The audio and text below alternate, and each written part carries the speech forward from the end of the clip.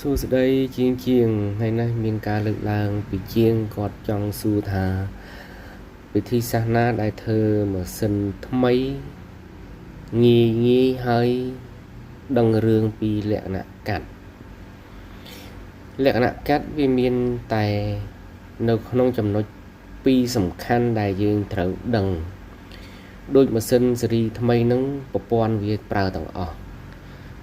សូម្បីឲ្យបុកកាក់ក៏វាប្រើប្រព័ន្ធបុកកាក់អញ្ចឹងវិធីដែលយើងធ្វើជំហានដំបូងយើងផ្ដាច់តង់បេះដូងនឹងជន់ឲ្យដើមមួយរួចហើយយើងទៅមើលសោគាដែលកបិតបោកនោះវាត្រូវឬក៏មិនត្រូវឆ្ងាយឬក៏ឆ្ងាយយើងអាចយកសោសេរីវាចុះក្រោមរួចហើយយើងនឹងយកអំបោះសោគានោះឡើងលើទាញដៃចឹង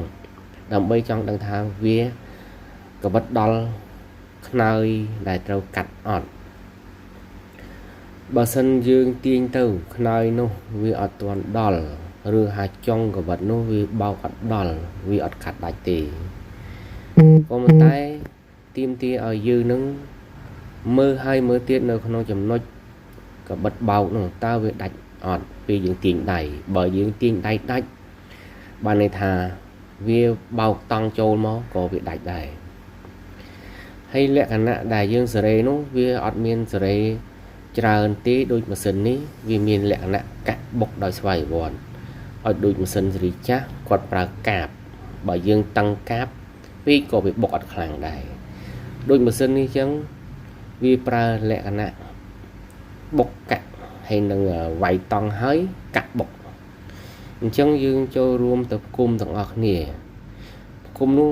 វាអត់មានទៅឲ្យយើងសង្ស័យអំបិលប៉ូលីឡើងចុះឬទេគ្រាន់តែយើងយកម៉ាក់គេប៉ូលីឲ្យត្រោម៉ាក់គេនឹងហើយឲ្យត្រូវហើយយើងនឹងមើលប្រម៉ោយរួចហើយយើងចាប់ដើមរៀបចំផ្គុំបេះដូងតង់នោះយើងច្របាច់រលានេះឲ្យចូលហើយរួចហើយយើងរៀបចំរឹតខ្ចៅសោតានលេខ3ដើម្បីឲ្យវាស្របជាមួយការចេញនិងចូលកាលណាយើងអត់ធ្វើឲ្យស្របចេញចូលទេពេលវាកាត់ទៅវាត្រឡោកថយអត់អស់អញ្ចឹងធ្វើឲ្យប៉ះពាល់ជាមួយការកាត់អញ្ចឹងអ្នកទាំងអស់គ្នាចូលរួមមើលការដេរទាំងអស់គ្នាតើខ្ញុំសេរីនេះរបៀបនេះវាដាច់អត់អញ្ចឹងការរៀបចំកត្រាយរបៀបកាត់នេះវាអាស្រ័យនៅលើជាក់ស្ដែងជាងព្យាយាមមើលនិងធ្វើឲ្យធ្វើទៀត